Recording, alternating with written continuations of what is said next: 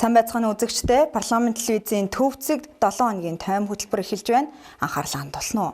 Сүүлийн 168 цагт манай улсад болж өрнсөн улс төр нийгмийн сэдвээр тойм хөтөлбөр үргэлжлэн хөтөлбөрийн эхэнд эрх баригч намын эргэн тойронд өрнөд буй үйл явдлыг томилох юм а.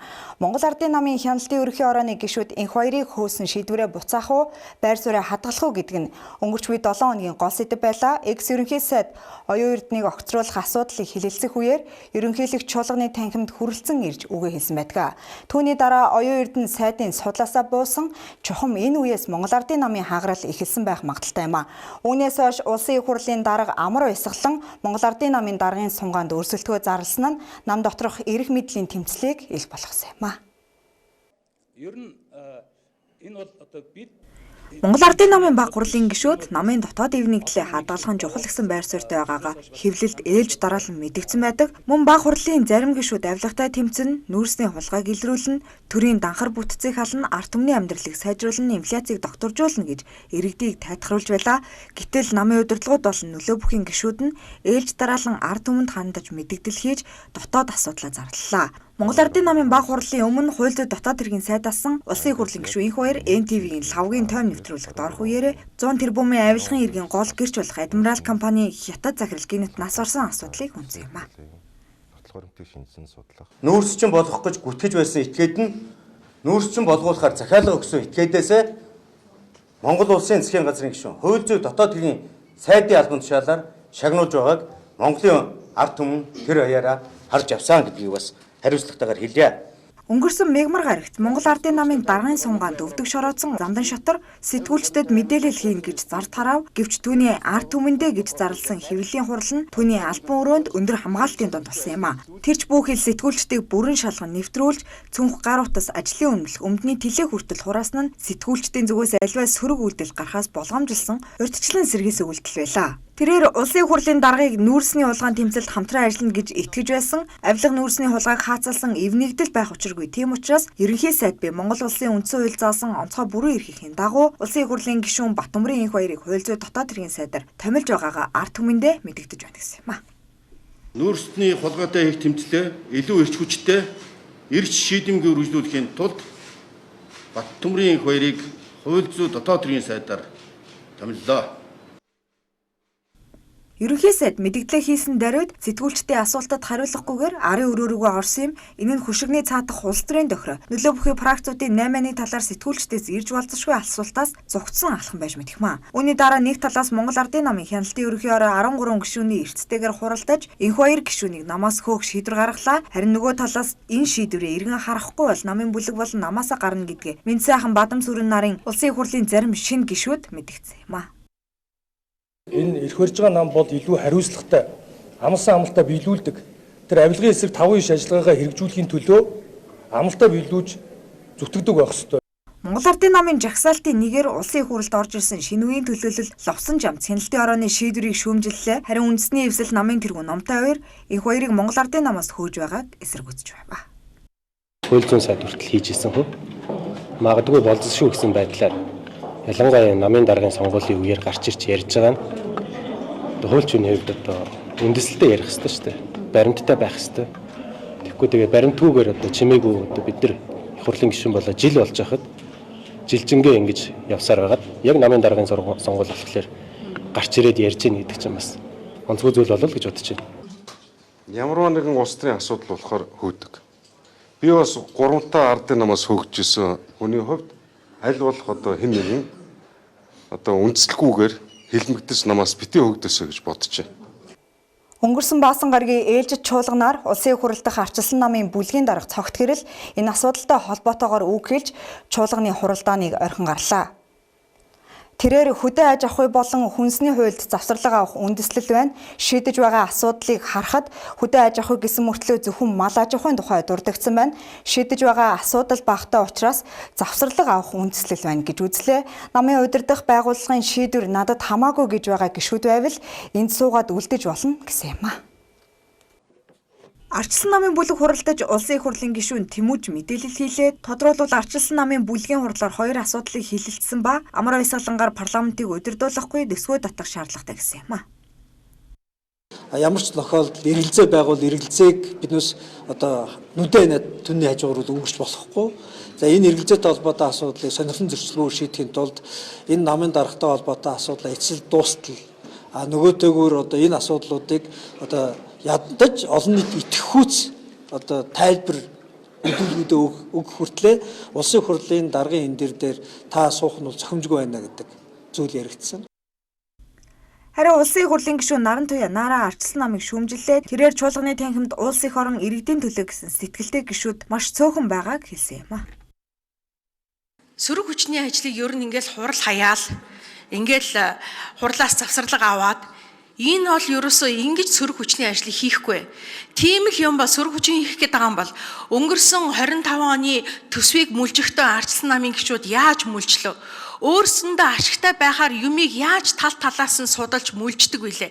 Яаж унгаах гэж мүлждэг вүлээ? Тэр шиг судлаад орж ирээд ингээд төрөл бүрийн асуудлуудыг тавиад ингээд мэтгэлцээд ингээд энэ хуулийг унгааж болно штэ. Гэтэл зүгээр ингээд хаяаж. Энэ үйл явдлын гол баатар өнгөрсөн өдрүүдэд олон зүйл тодорхой болж байна. Би 7 хоногийн өмнө ярилцлага өгсөн. 7 хоногийн хугацаанд Монголын ард түмэн яаж байна? Учир нь хэн нүүрсчд буюу нүүрсний хулгайтай холбоотой гэдг нь тодорхойлж байна. Өөрсдөө гарч ирж илчлэгдэж байна гэсэн тайлбар хэлээ. Би нүүрстэд хөөгдөхгүй. Харин нүүрсдийг эх орноос нь аваад. Энэ хяналтын хорооны одоо гаргасан шийдвэрийн 4-5 хүн нь 2023 оны 12 сард улсын их хурлаас зохион байгуулагдсан нүүрсний хулгайтай холбоотой сонсголт гэрчээр дуудагдчихсан хүмүүс байна. Энэхүү парламентод үнэмлэхгүй олонхын суудалтай эрх баригч намын удирдлага өөр хоорондоо түлхэлцэж намын дотоод идээд бээр галдагшлууллаа. Томоохон фракцуудын зөрчилж ард түмэнд ил боллоо. Тойм үргэлжилж байна. Дараагийн онцлог сэдвт өнгөрч буй 7 хоногт улсын хурлын байнгын хороодын хилэлцэн зарим хуулийн төслүүдийн гол онцлог гишүүдийн анхаарал татсан асуудлууд том мэдээллийг томилгорхъя. Улсын хурлын хууль зүйн байнгын хороо энэ сарын 29-ний өдөр Монгол улсын 2026 оны төсвийн хүрээний мэдэгдэл 2027-оос 2028 оны төсвийн төсөөллийн тухай хуулийн төслийг өөрчлөх талаар хоёр дахь хилцүүлгийг 56% эрсдэгээр хийлээ. Энэ удаагийн хурлаар 2026 оны төсвийн хүрээний мэдэгдэл 2027-оос 2028 оны төсвийн төсөөллийн өөрчлөлтийн хуулийн төслийг хоёр дахь хилцүүлгийг хийлээ. Байнгын хорооны гишүүн сайн зариг төрийн албан агчдын тоог 9 хувиар цомогтгож байгаа нь шүүхэн байгууллага хууль зүйн дотоод хэргийн салбарт ямар эрсдэл үүсэж байгааг холбогдох байгууллагын удирдлагуудаас тодорхойлсон юм а. Шүүхийн ерөнхий зөвлөлийн дараах мөнгөн цэцэг эх жилийн төсөв нь 2025 оны батлагдсан төсвөөс 29.8%-аар буурахаар төлөвлөгдсөнийг хэллээ. Одоогийн байдлаар 699 шүүгчийн оронтой байгаач 517 шүүгч ажиллаж байна. Үүний улмаас нэг шүүгчд оногдох ачаалал маш их нэмэгдэж байгаа юм байна. Хуулийн төсөлд 136 оронтой цомогдох боломж судлагдаж байгаа гэж хариуллаа. Салбарын сайд энэ хэмнэлтийн бодлогоор нийт 1000 оронтой цомогдохож 101 тэрбум төгрөгийн зардал хэмнэлээр тооцоолсон гэж тайлбарлав. Түүнчлэн цаашид байгаа хүчин чадлаараа салбарын хэмжээний үйл ажиллагаагаа явуулахын төлөө ажиллах хэдий ч хар тамхитай тэмцэх газар зэрэг шинэ үүрэг чиглэлийн байгууллага бий болж байгаатай холбоотой энэ төсвийн хязгаарлалтын улмаас бэрхшээл үүсэж болцсошгүй байна гэсэн юм а. Харин хүний эрхийн үндэсний комиссийн тухайд 2026 оны төсөлд тус комиссийн урсгал зардал 2.6 тэрбум төгрөгөөр буурахаар тусгасан судалгаа сургалт дүн шинжилгээ их боломжийг хязгаарлаж болцсошгүй гэж анхааруулсан. Байнгын хорооны гишүүд хууль зүйн салбарын төсвийн хэмнэлтийн талаар хэлэлцэх үеэр үндсэн 3 чиглэлийг баримтлахыг анхааруулж байлаа. За тухайлбал төсвийн хэмнэлтийн бодлогыг салбар бүрт адил тэгш хэрэгжүүлэх нь эрсдэлтэй, салбарын онцлог үйл ажиллагааны шаардлагыг тусгах хэрэгтэй, шүүх хууль сахиулах, хүний эрхийг хангах, хамгаалах салбарын төсвийг хасахгүйгээр харин өөр ашигтай боломжийн хэлбэрээр зохион байгуулах шаардлагатай, гэр бүлийн шүүх эх оны 1-р сараас үйл ажиллагаагаа явуулж эхлэхтэй холбоотойгоор 49 шүүгч 138 захиргааны ажилтан ажлын эхлэл хийхээр бэлтгэгдэж байгаа тул төсөвт шаардлагатай хөрөнгийг тусгах гэсэн чиглэлийг баримтлал төсвийн хэмнэлт хийхийг онцолж байлаа. Хуралдааны төгсгөлд хууль зүйн байнгын хороо хилэлцэж буй асуудлын төсвийн болон эдийн засгийн байнгын хороо шилжүүлэх, аргачлал судалгаа сайжруулах чиглэлээр санал дүгнэлтэд хөрвүүлэхээр тогтов. Мөн аюулгүй байдал гадаад бодлогын байнгын хороо 10 сарын 1-ний өдөр хуралдаж Монгол улсын 2026 оны төсвийн хүрээний мэдэгдэл 2027-оос 2028 оны төсвийн төсөөллийн тухай хуульд өөрчлөлт оруулах тухай хуулийн төслийн 2 дахь хилцүүлгийг хийж гадаад зээл тусламжийн хэрэгжилт нөхцөл байдлын талаарх сангийн сайдын мэдээллийг сонслоо. Улсын хурлын гишүүн Анар Батлан хамгаалах салбар дахь төсвийн зарим арга хэмжээнд хөгжлийн бодлого төлөвлөлтийн тухай хуультай зөрчилдөж байгаа эсэх талаар асуулт тавилаа. Батлан хамгаалахын сайд салбарын хөрөнгө оруулалтын саналаа сангийн яам эдийн засаг хөгжлийн яамд нууцын зэрэглэлтэйгээр хөрвүүлсэн байгаа гэсэн мөн төсвийн төсөөл 67 тэрбум төгрөгийн хөрөнгө оруулалт тусгагдсанаас 36 тэрбум тоног төхөөрөмж 16 тэрбум нь энхийг дэмжих ажиллагаанд зарцуулагдана гэж хариуллаа. Сангийн сайд өрийн удирдлагын талаарх мэдээлэл өглөө. Тухайлбал засгийн газрын өрийн үйлдэгдэл 2025 оны хагас жилээр 35.5 их 80 төгрөг буюу дотоодын нийт бүтээгдэхүүний 39.5%-д тэнцэж байгааг дурдсан юм а. Тэрээр өрийн хүүгийн төлбөр 2025-аас 2028 онд жил бүр дунджаар 1.3 их 80 төгрөгт хүрнэ хэмээн тооцоолсон. 2021 онд нэгдсэн төвийн тэнцвэржүүлсэн орлогын 4.3%-ийг хүүгийн зардал эзлэх төлөвтэй байгааг онцлсан юм а. Мөн өрийн дотоодын нийт бүтээгдэхүүний хувийг бууруулах, өндөр хүүтэй богино хугацаатай үнэт цаас гаргалтыг хязгаарлах бодлого баримталж буйгаа тайлбарласан байна.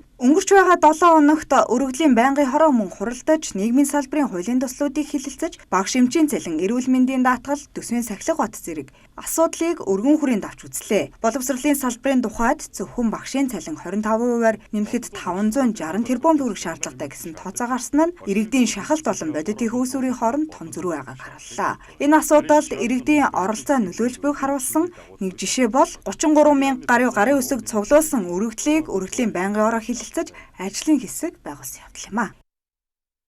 Эрүүл мэндийн даатгалын тухайд 2024 оны үзүүлэлтээр даатгалт хамрагдалт 93.4% гарсан. Энэ нь эерэг үзүүлэлт юм, гэвч орлого нь 192 их 80 төгрөгт хүрсэн байхад зарлага нь 234 их 80 төгрөг болж 400 орчим тэрбум төгрөгийн алдагдaltaй ажилласан байгаа нь анхаарал татж байна. Энэ алдагдлын гол шалтгаан нь эмийн зардлын өсөлт болон үйлчилгээний хүртээмж ялгаатай байдал гэж онцлсон. Мөн системийн шинжилэл хийхгүйгээр иргэдийн бодит хүртэх үйлчилгээ эм тарианы үн буурах боломжгүй гэсэн байр суурийг төвшүүллээ. Нэг тал төсвийн сахилга бат өрийн дарамтыг багасгах шаардлага тавигдаж байгаа бол нөгөө тал сонгогчдын хүлээлт амьдралын чанарыг сайжруулах бодит шаардлага зэрэгдэж байна. Там хөтөлбөрийн төгсгөлд өнгөрч буй 7 хоногт эрүүл мэндийн салбарт болсон үйл явдлыг манай сэтгүүлч бэлгүүн томилон хүргэнэ. Бэлгүүнээ өнгөрч буй 7 хоногт ер нь манай улсад эрүүл мэндийн салбарт юу болж өрнөө, үчээ түүнээс юуг онцолж байгаа вэ? Дэлгэрүүлэн ярихгүй юу? Баярлалаа. Энэ 7 хоногт эрүүл мэндийн салбарт олон нийтийг хамарсан томоохон үйл явдлууд болж өнгөрлөө. Жишээлбэл сэтгцийн эрүүл мэнд 2025 арга хэмжээг эрүүл мэндийн яам болон дэлхийн эрүүл мэндийн байгууллагатай хамтран амиа оролтоос урьдчилан сэргийлэх өрөөнд энэхүү арга хэмжээг зохион байгуулсан юм а. Мөн Ахмад Дастан Яра хөгжлийн бэрхшээлтэй хэрэгцээ зориулсан эрүүл мэндийн тусламж үйлчилгээг чанаржуулах арга хэмжээг зохион байгуулагдаад байгаа. Харин энэ 7 хоногийн онцлог үйл явдал гэвэл төрийн тусламжийн байгууллага дэлхийн стандартад нийцсэн олон улсын сургалт арга хэмжээг явуулаад байгаагаараа онцлог юм. Сэтгцийн эрүүл мэнд үндэсний сорилт. Манай улс амиа оролтын түвшин олон улсын дунджаас 2 дахин өндөр үзүүлэлттэй хэвээр байна. 2023 оны байдлаар 15-аас 19 насны 4 хүн тутмын 1, 20-оос 24 насны 4 хүн тутмын 1, 25-аас 29 насны 5 хүн тутмын 1 нь амиа орлож нас орсон судалгаагаар тогтоогдчихэ. Эрэгтэйчүүдийн эрсдэл эмэгтэйчүүдийнхээс 6 дахин өндөр байгаа нь илүүтэй анхаарал татж байгаа юм. Иймд эрүүл мэндийн яам болон Монголын сэтгцийн эрүүл мэндийн нийгэмлэг, анагаах шинжлэх ухааны үндэсний их сургууль, дэлхийн эрүүл мэндийн байгууллага хамтран сэтгцийн эрүүл мэндийг хамгаалж амиа оролтоос урьдчилан сэргийлэх өрөөнд ор цуврал арга хэмжээ зохион байгууллаа. Энэ хүрээнд сэтгцийн эрүүл мэнд 2025 олон улсын эрдэм шинжилгээний хурал Улаанбаатар хотноо болж салбарын мэргэжилтнүүд нийгмийн сэтгцийн эрүүл мэндийн өнөөгийн нөхцөл байдал, тулгамдсан асуудал шийдлийг хэлэлцсэн юм. Хуралдаанаар амиа оролтоос урьдчилан сэргийлэх хүүхэд өсвөр үеийнхний сэтгцийн эрүүл мэнд, тархи судлал, сэтгцийн эмгэг судлал, нийгмийн эрүүл мэнд сэдвээр олон улсын болон дотоодын эрдэмтэн судлаачид хэлтгэл тавилаа. Хин нэгний дуртай үгээрээ муухай хэлж, хин нэгэнд одоо инсалт гэж одоо бид англиар хэлдэг, гомдоох, доромжлох, гүтгэх. Тэгээд тэр битгий бүр хэвийн амьдрах нөхцөл байдлыг бас болгож боломж шахах ийм нөхцөлд хүртэл одоо бүлэглэн хийдэг болж штэ. Тийм учраас энэ дээр бол одоо онцгой яаралтай хийх ёстой. Бид хөгжиж байгаа орнуудаас бас харах ёстой. Европын холбоо өндөр хөгжилтэй орнууд хүртэл одоо энэ чиглэлээр бас хууль эрх зүйн орчин илүү төгөлдөрж илүү одоо сайжирч байгааг бид харж байна тийм ээ. Тэгэхээр энэ чиглэлээр бол одоо дөрвөн арга хэмжээ хийх л ёстой.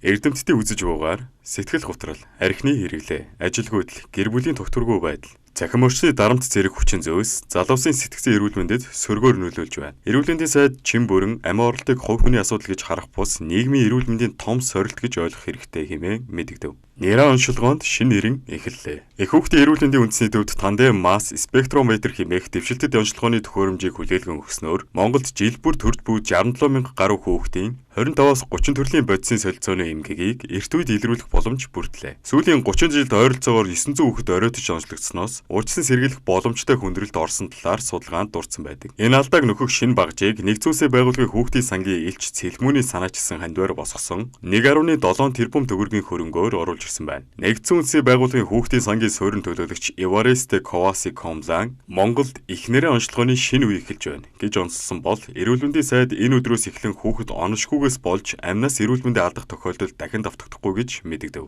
Ахмадын эрүүл мэндийг дэмжих шинэ төв баригдлаа. Олон улсын ахмадын өдрийг тохиолдуулан эрүүл мэндийн салбар ахмад насны эрүүл мэндийн асуудалд онцгой анхаарав. Монгол улсад 60-аас дээш насныхан хүн амын 9.7%-ийг эзэлж байгаа бөгөөд 2050 он гэхэд 5 хүн тутмын 1 нь ахмад насны болохоор байна. Судалгаагаар Монгол эрчүүдийн дундаж наслалт эмэгтэйчүүдээс 9.2 жилээр богино байгаа нь нийгмийн бодлогод тусгах шаардлагатайг харуулжээ. Насжилт насны эрүүл мэндийг дэмжих геронтологийн төвийн шинэ байр энэ онд ашиглалтанд орно.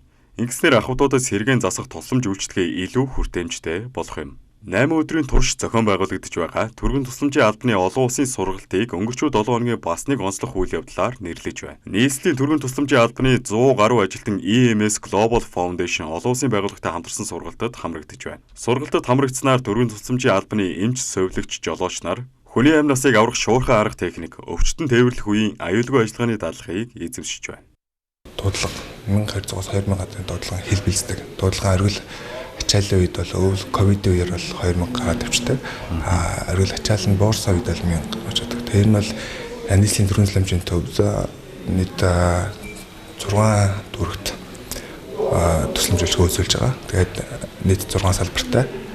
Энэ салбараас хамгийн ойрын дуулууд нийт 40-45 баг орчим ажилладаг.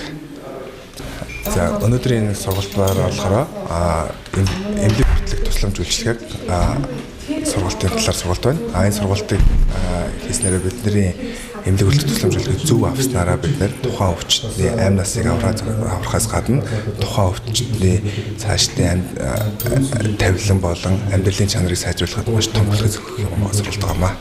EMS Global Foundation-ы түргэн тусламжийн эмч Долли Макферсон Монгол анх удаа зохион байгуулж буй энэхүү сургалт олон улсын стандартыг нутагшуулах чухал алхам хэмээн онцоллоо. Бидний хэрэгжүүлж буй EMS-ийн олон улсын хөтөлбөр нь эмнэлэг түргэхдгээс өмнөх орчинд ажиллаж буй эмч нарын клиник мэдлэг ур чадварыг нэмэгдүүлж эхэлж байна. Монголын эмч нарт маш олон сайн ур чадвар байгаа ч бид Австрали, Их Британи, Канадын яралтай тусламжийн туршлагаас зарим шинэ арга барил ялангуяа эмнэлэгт очихоос өмнө өвчтөнтэй ажиллах аргачлалыг хуваалцахыг зорж байна. Монголын түргэний үйлчилгээ маш ачаалалтай, олон өвчтөнд маш их хичээл зүтгэл гарган ажиллаж байгааг би анзаарсан. Манай улсуудын туршлагаар бол 2 парамедик, эсвэл 1 парамедик, 1 эмч жолооч хамтаар ажиллах заавар түгээмлэдэг. Харин Монголд эмч жолооч нар багаараа нэгт хамтран ажиллах шаардлагатай болдгоороо онцлог юм. Иргэдийн эрүүл мэндийг сахин хамгаалах тэргүү игнэний эмнэлгийн байгууллага бол түргэн тусламжийн алба. Тиймээс энэ удаагийн сургалт зөвхөн мэрэгжлийн ур чадвар нэмэгдүүлэхээс гадна нийт хүн амын эрүүл мэндийн чанартай шуурхай үйлчилгээ авах эрхийг баталгаажуулахад чиглэж байна. Эцэст нь дүгнэж хэлэхэд Монгол улсын хүн амын өсжилт, насжилт, нийгмийн өөрчлөлтийн дунд эрүүл мэндийн салбар шин сорилтуудтай тулгарч байгаа ч энэ 7 өдрийн арга хэмжээнүүд ирээдүйд бодит шийдэл болж чадна гэдгийг харууллаа. Энэ 7 өнөخت манай улсад болсон дотоод үйл явдлын хураан хувь. Улсын хурлын дарга амар баясгалан Монгол Ардын намын даргаар сонгогдлоо. Сэтгцэн эрүүл мэндийн хамгаалж амиа оролтоос урьдчилан сэргийлээ. Олон улсын хурал болж өндөрлөө. Эрүүл мэндийн даатгалын сангийн орлого зарлагын тэнцэл зарцуулалтыг хэлэлцлээ. Монгол баг анх удаа HLTV-ийн чансаагаар дэлхийн 1-р бичигдлээ. Төвцөг 7 хоногийн тойм хөтөлбөрт анхаарлаа хандуулсанд баярлалаа. Дараагийн дугаараар уулзъя. Баяртай үзэгчтэй.